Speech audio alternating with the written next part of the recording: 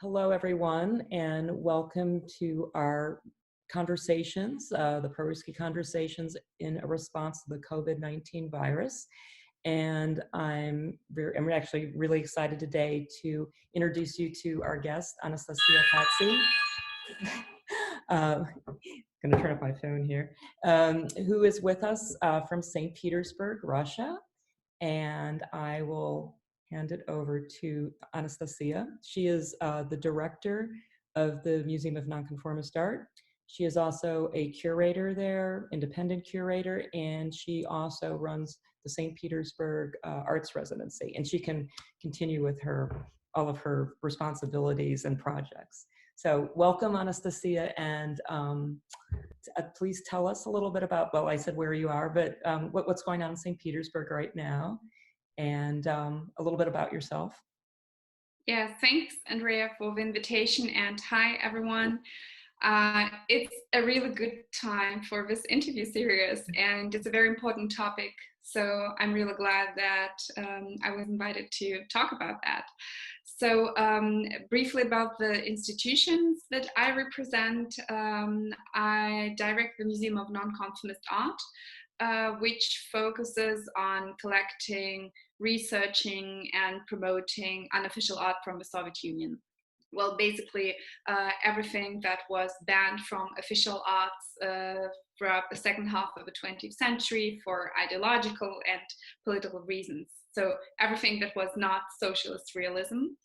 And the museum is part of a larger art complex that is called Pushkinskaya 10, and it is an art center that's been a very important point on the cultural map in our city for over 30 years now.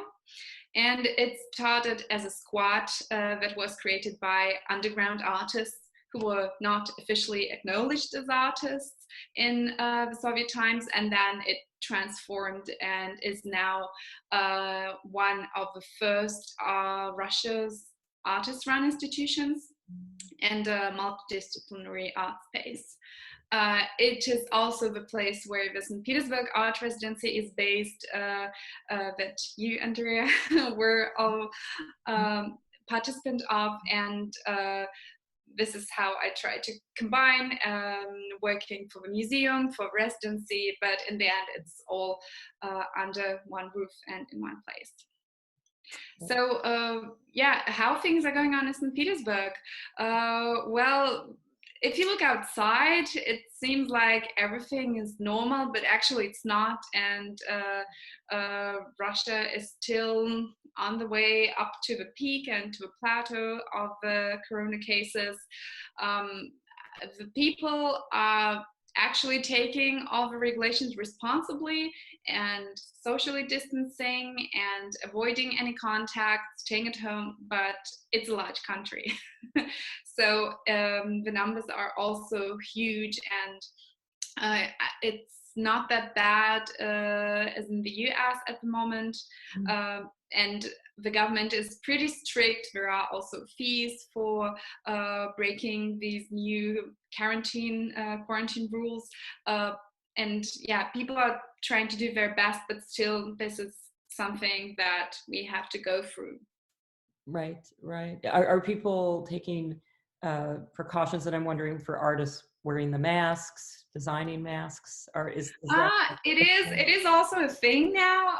A lot of artists who I know designed their own masks or produced masks and distributed them among their friends and families. Yes, there is. I'm not sure if there is now an obligatory rule to wear masks. I think there is since last week, but yes, a lot of artists are of course working with this theme, not only in terms of producing masks and protection, but also reflecting on the crisis in their creative practice. I'd have to say, online I've seen some full body costumes from Russian artists. I like the way the Russians have taken, in my sort of Facebook social media experience, they've taken it one step further in terms of full body costumes. So yeah, it is. I hope we won't need such kind of protection, but it's good to have one. Yeah. And on that note, could you tell us about some of the projects that you're working on? and maybe some of the artists at Pushkinskaya did that in response to the virus right now, the pandemic. Well, at the Art Center, we had a really hard situation when the quarantine was announced, because on one hand, we have a lot of artists working and living in the building, so it is a unique it is a unique part of our complex that we have art studios. So we have living and working spaces, museum spaces, museum storages, galleries, bars, and it's all together under one roof. And we had to close the space for visitors, also because our artists are in the risk group, so most of them are aged over 60, and we didn't want to put them under risk. And at the same time, also the absence of visitors had a very significant influence on our budget, because the budget relies a lot on tickets and tours and sales. So this kind of put us in a financial crisis as well. And I think it was a hard time when we understood that we have to close down. And we didn't know when, but we knew it would happen. And so at some point, everyone was a little bit depressed, thinking about what's going to happen. But we managed to transmit all of our programs, or most of our programs, online, and try to see those limitations as opportunities to do something else, or do things we did in different ways. And I think that is basically the only way you can survive professionally, probably, when a lot of things are being canceled. So it hit really hard in our residency program because we had to cancel the residencies for March, and then for April, and now for May, and also probably for June. And the residency is, of course, a place where you travel to, right, in the classic understanding of art residencies. So we understood that we won't have any artists in the nearest future, and we thought of a way to support our artists and members of our residency community, and to kind of show that the cultural production is still going on despite the lockdown. So we created the virtual studio of the St. Petersburg Art Residency, virtual SPAR, and this is a platform where artists can apply for an online residency. And we first started it just to reach out to artists from our community, those who participated in residency in the past or were going to participate in the program this and next year. And we just thought that's a good tool to kind of bring all of them together. But then we've opened up the applications to a larger audience and received a lot of interest and inquiries. And now we have about 50 artists who have their accounts in the virtual studio. And because I just looked into the statistics this morning, and I was pretty excited, because I saw that we have almost 100 posts, over 250 comments, and almost 5,000 views. I didn't really see that coming, and it's getting hard to operate, but we're managing that. So the idea is that it functions as a virtual studio where you can come in and talk about your work, put up some images. It's not a newspaper, it's not a blog, it's not an online gallery, so it's all work in progress. It's all about commenting and getting comments, about giving and getting support. So we try to make it very, very informal. And a lot of people actually shared a lot about their life during the Corona crisis and went far beyond their creative work. That's interesting. It's to give the residency, I would say, almost an expansive life or an expansive global existence. And I'm just wondering, through this, it might even be promoting the Art Center in some unforeseen ways. that are positive. It is. It And- turned out that it really is, because we also have a crowdfunding program running for Pushkinskaya 10, and we were happy to see that artists are interested in supporting the center, and there is this global outreach, and now we're kind of thinking what to do. So we feel like we don't have the capacity to operate it because it's grown out of its scale 2-3 times. We were counting with maybe 2 or 3 posts every week, and now we have about 5 or 7 every day. But we don't want to put it on hold, so we're probably taking another step and taking it to a new level. Do you think that it will continue even post the pandemic, that this kind of online studio, or would you go back to the real sort of, we'll say, in-person studio, the physical studio? Well, I think that we will go back to our offline residency, because this is what we're used to. This is what we love. And I mean, there is no online tool that can replace personal contact, a real studio, the smell of paint, or the sound of the camera, these all things. But I think that we will be continuing to work on this virtual studio, because it makes this residency experience, which is of course a different experience if you compare it to an offline residency, but it makes this experience accessible to a much broader audience. And many artists who can't travel, who can't come to St. Petersburg, they can get some of this experience. They can meet other artists, do some networking, share their art, and get comments from curators. So we thought that this would be relevant even after the crisis. Yeah, that's one thing I'm interested in, you know, as an artist and also as a professor of arts. But what is being created here? What are the new ways of communication, the new ways of critique, the new ways of sharing the experience that will, you know, continue or add to our existing language of sharing a conversation and meeting and creating. So I'm looking for that wherever I go. So I can see that being successful there. Yeah. And with that, I'm just curious, are you finding particular projects that artists are doing or that you're working on also as a curator that are in a direct response, I mean, the programming, but also in terms of thematic exhibitions, particular studios that you've seen online, and how are artists and yourself as a curator responding with thematic projects?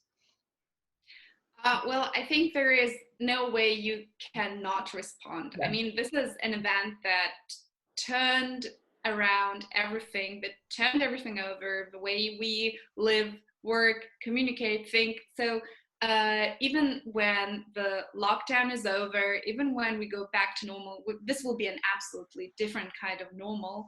And there will be new rules, and there will be changes that you can't just ignore. So I think that during the next couple of years, we will see a lot of art projects reflecting on the crisis and on the new rules and on this experience that we had as a global nation. In person, I'm mostly focused on our institutional programs and how we can now take those institutional programs online. So we have the virtual residency, and now we're also transforming our museum programs into online programs. And just last week we received a grant from the Vladimir Potanin Foundation, who announced yes, thank you. They announced a special support program for Russian NGOs who are struggling to survive this crisis, being left without a large part of their income. And this grant that we received will allow us to create a large-scale virtual platform dedicated to unofficial art in the Soviet Union and non-conformism after the Soviet times.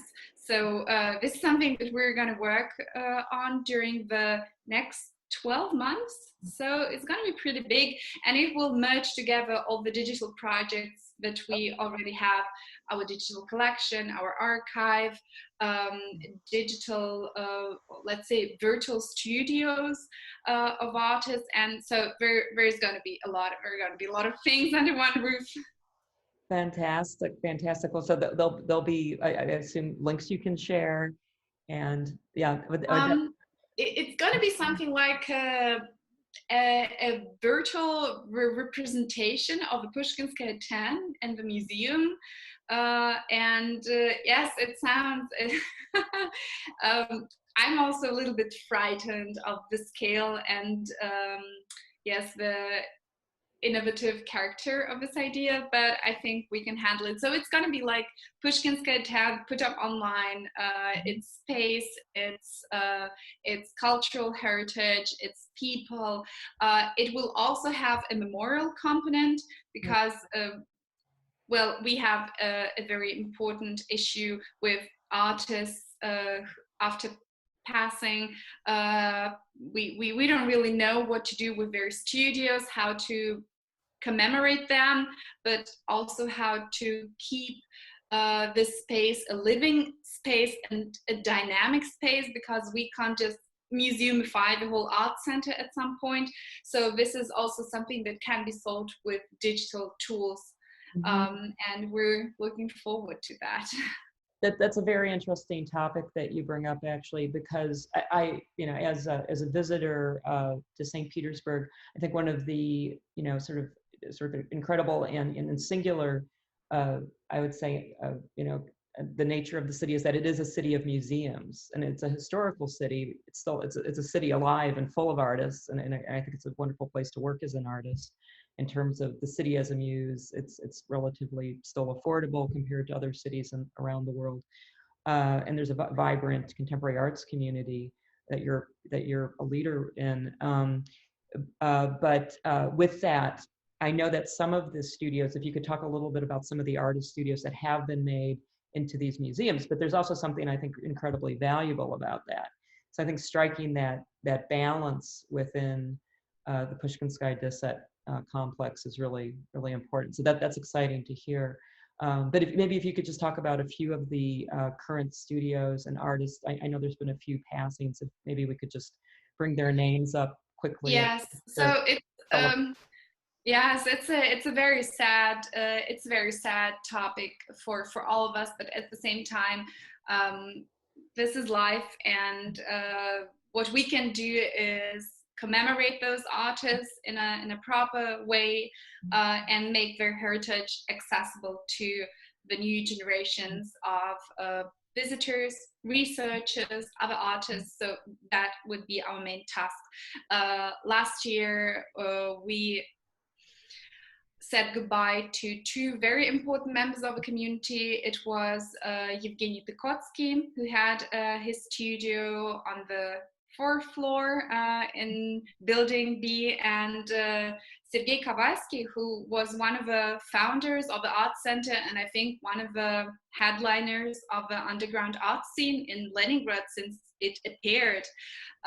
So with losing him in 2019, it was also a huge trauma for us as an institution and for us as a team. And the question what to do with his space that is full of art, it's a Gesamtkunstwerk, so it's total work of art.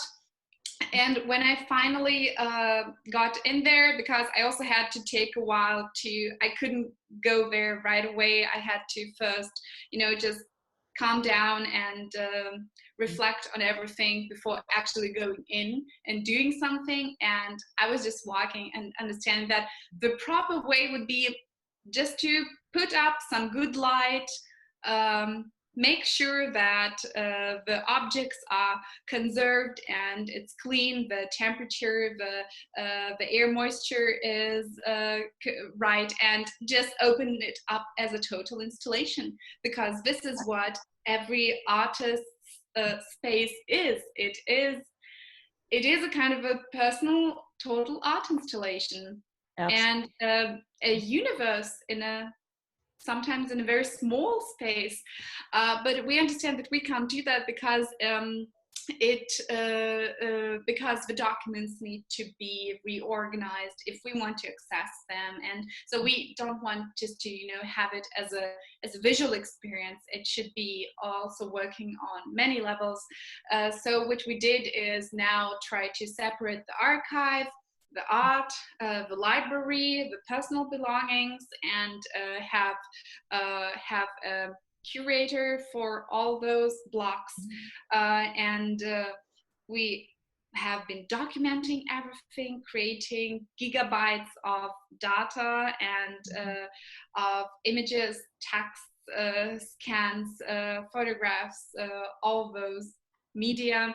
And now we're at a point where we need to organize that. And what we're planning to do, for example, in Sergei's studio, is to have a historical exposition there, and to have there, what is it going to look like? Maybe a multimedia installation, or some kind of media object that would commemorate all of the artists who lived and worked at the Pushkinskaya 10 in one place.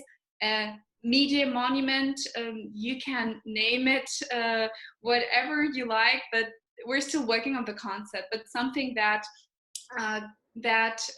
leaves this physical commemoration and this more traditional culture of commemorating behind, and puts it to a new digital level.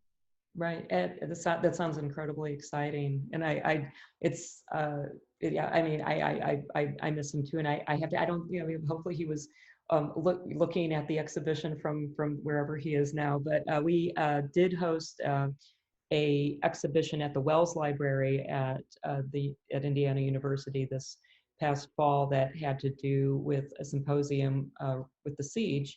And within a slideshow in the library, I did include a painting that Sergei sent me, which was entitled the Shostakovich's, or the Seventh Symphony. Mm-hmm. So, and it was, we had talked about bringing some of his work to the States before he passed, but I was really, it was beautiful to include that painting as the opening and closing image for the slideshow in the library. So.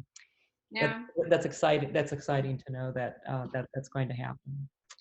I just think that this crisis also made us look,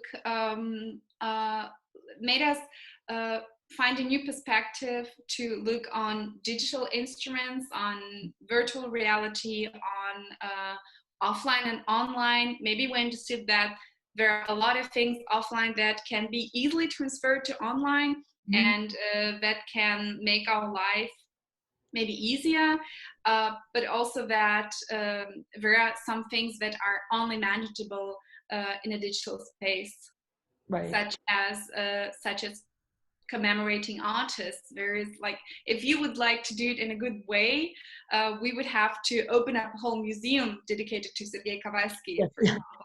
And that is, we just all understand we're dreamers and idealists, but we all understand that this is probably impossible on a practical level, but we can do it digitally. So I think it was a push for us, and also, I mean, for all of the museums, some of which were still very critical and not very active in the online field, at least in Russia, that was the case. A push to them for them to take a look at what's possible. I think, yeah, I mean, you're currently working with monuments of a generation of artists that are passing right now, but then there's the possibility of monuments to victims of the pandemic too. And and I don't know if you're seeing any of that within your community. Hopefully everybody's well. But I think the concept of the monument is going to be an interesting sort of transformation right now in terms of how we view monuments and memorials. I absolutely agree. This is going to be different. I also think that the theme of monuments, it's a very complex field, and in Petersburg too. Also, especially in St. Petersburg, especially in Russia, but in general in any country. I think that if we think of monuments as something that makes us remember things, persons, events, if we think about monuments of something like marks in our daily life that take us back somewhere else, then even the change of our daily routine and our rituals, our lifestyle would be a global commemoration of what happened. So if we, for example,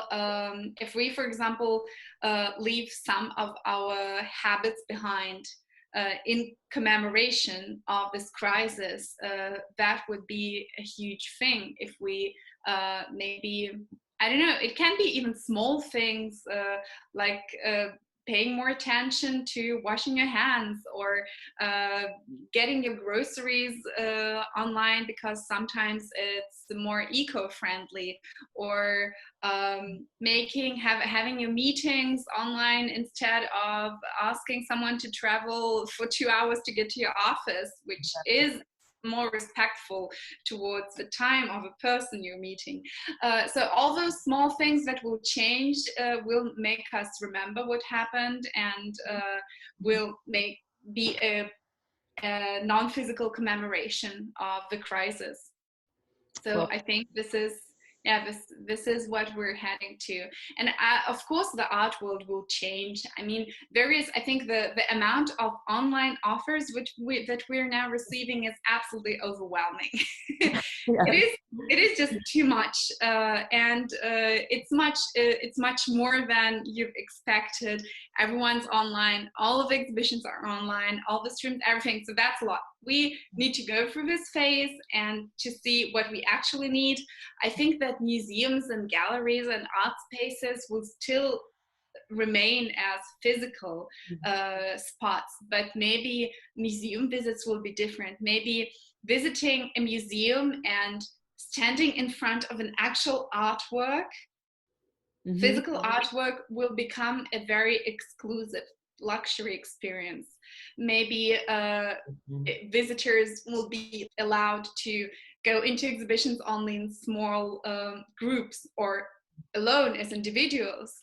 And this will completely change the experience, I believe.